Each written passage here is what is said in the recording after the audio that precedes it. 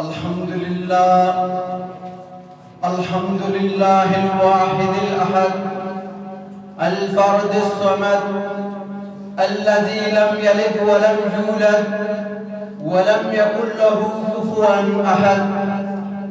أما بعد فأعوذ بالله السميع العليم من الشيطان الرجيم. بسم الله الرحمن الرحيم. وما أرسلنا من قبلك من رسول إلا نوحي إليه أنه لا إله إلا أنا فاعبدون. وقال النبي صلى الله عليه وسلم من مات لا يشرك بالله شيئا دخل الجنة ومن مات يشرك بالله شيئا دخل النار. معزز اساتذہ کرام اور انصاف کے تخت پر بیٹھے ہوئے منصفین اعظام و باغ اسلامیہ جامعۃ الحسین کے کھلتے ہوئے پھولوں، مسئلہ توحید قرآن حکیم کی اساسی اور بنیادی موضوعات میں سے ہے. توحید وہ ہے کہ جس کے بغیر کوئی بھی انسان دائرہ اسلام میں داخل نہیں ہو سکتا. عقیدہ توحید قرآن حکیم کی بنیادی اور اساسی موضوعات میں سے ہے اور اس کے ساتھ ساتھ اسلام کا عظیم ترین رکن ہے. جیسا کہ نبی کریم صلی اللہ علیہ وسلم نے فرمایا بنی الاسلام علی خمسۃ، اسلام کے 5 ارکان میں سے جو سب سے بنیادی اور عظیم ترین رکن ہے وہ ہے شہادت ان لا الہ الا اللہ.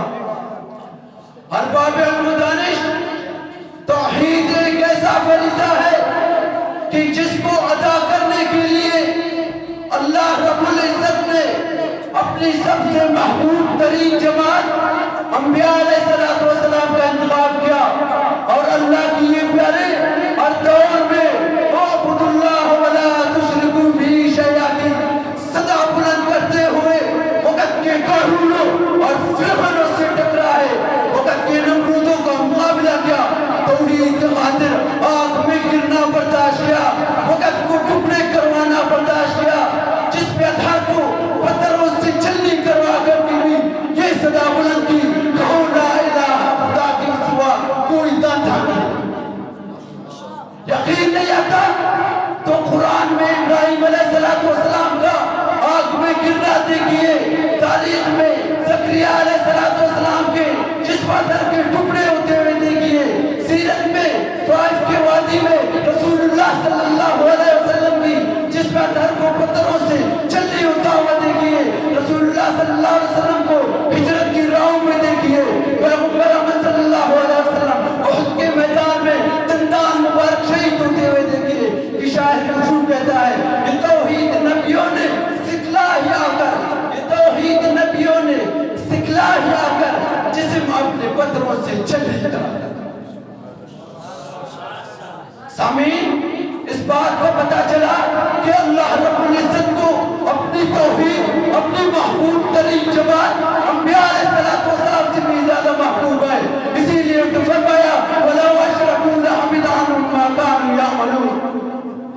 میرے ہمدم، اگر توحید کی برکات کا تذکرہ کیا جائے تو اس خلیج سے حکم میں ان کا احاطہ نہیں کر سکتا، مگر میں اپنے موضوع کو آگے بڑھانے کی کوشش کرتا ہوں کہ رسول اللہ صلی اللہ علیہ وسلم کوئی صفحہ پر چڑھ کر سب سے پہلے یہ صدا بلند کی قولوا لا الہ الا اللہ تفلحون تملک العرب والعجم. یہی وجہ تھی کہ اونٹوں کے چرواہے جب وقت کے سپر پاور بادشاہوں کے دربار میں سفیر علیہ السلام بن کر کی جاتے ان کو یہ پیغام دیتے اسلم تسلم، زندہ رہنا چاہتا ہے توحید کے علم کے سائے کے نیچے آ جا. وہ اپنے بادشاہت کے نشین مگر جواب میں یہ کہتے تم ہمارے دربار میں کھڑے ہو کر ہمیں زیر دستور کے کہہ رہے ہو، کیا ڈر نہیں لگتا؟ توحید کا نمبردار ایک ہی لڑا بلند کرتے، جب سے کلمہ توحید پڑھائے تب سے عرش والے کے علاوہ کسی کا ڈر دل میں موجود ہی نہیں رہا. غرض میں کیا کہوں تجھ سے، وہ صحرا نشین کیا تھے، غرض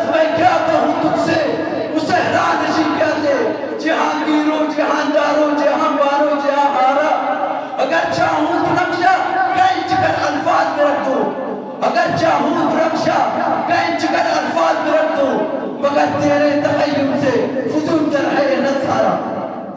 عزیزان ملت، اگر دنیا اور آخرت میں نجات پانا چاہتے ہو تو توحید کو مضبوطی سے تامنا ہوگا۔